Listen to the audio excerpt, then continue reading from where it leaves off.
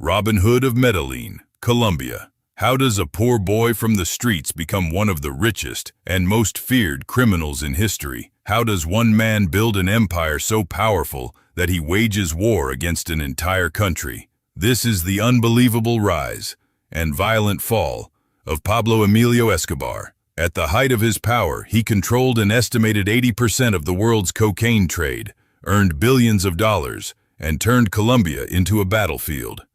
Some called him a ruthless monster. Others called him the Robin Hood of Medellín. But the truth is far darker than either story.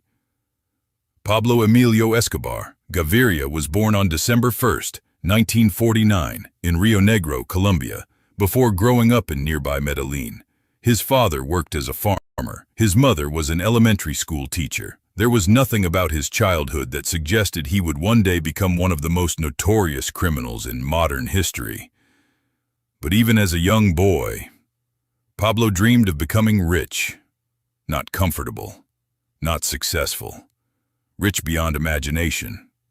He reportedly told friends that he would become a millionaire before turning 22. For most people, it sounded impossible. For Pablo, it became an obsession. As a teenager, he entered the criminal world through small illegal activities, selling stolen goods, forging documents, and participating in petty crimes. It wasn't glamorous, it wasn't powerful, but it taught him something that would shape the rest of his life.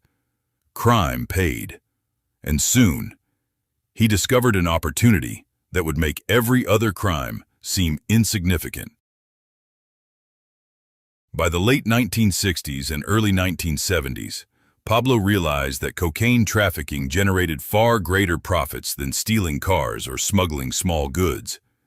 He began working alongside experienced smugglers, transporting cocaine from laboratories hidden deep inside Colombia to the growing market in the United States.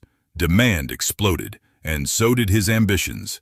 Escobar didn't think like a street criminal. He thought like a businessman. He recruited pilots, accountants, chemists, mechanics, drivers, bodyguards, and corrupt officials. He purchased aircraft, built hidden jungle airstrips, created secret transportation routes, and developed an organization that operated with military-like precision. By the late 1970s, he had become one of the founding leaders of the Medellín Cartel. What started as a small trafficking operation had transformed into one of the most powerful criminal organizations the world had ever seen, and Pablo Escobar was only getting started.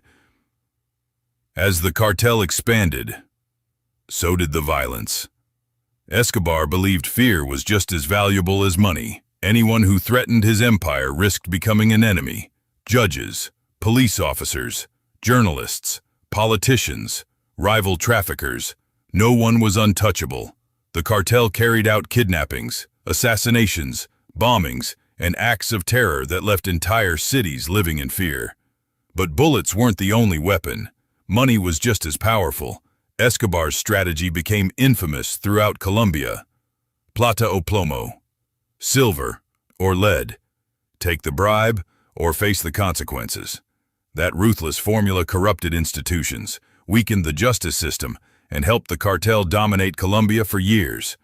Yet every act of violence brought the government and the world one step closer to declaring war on Pablo Escobar. The human cost was staggering. More than 200 judges lost their lives during the cartel's campaign of terror. Dozens of journalists were murdered for reporting the truth. Between 550 and 600 police officers were killed. Young men from Medellín's poorest neighborhoods were reportedly paid hundreds of dollars for every police officer they assassinated. Judges, prosecutors, court officials, civilians, thousands became victims.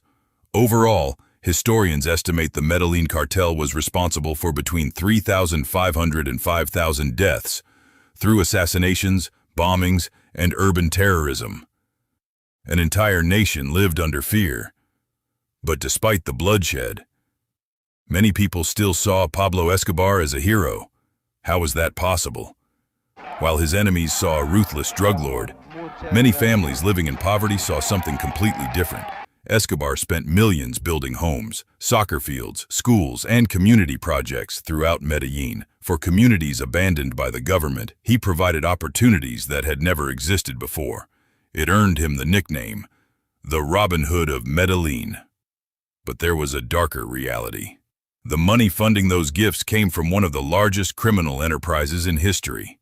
His generosity strengthened his influence, protected his empire, and made it even harder for authorities to turn local communities against him.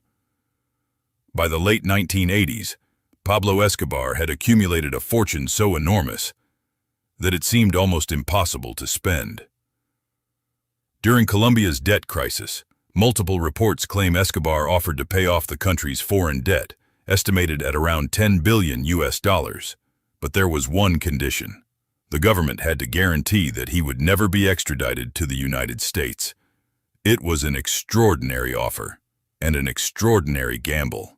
Colombia refused. The war continued. And from that moment on, Escobar became the world's most wanted man.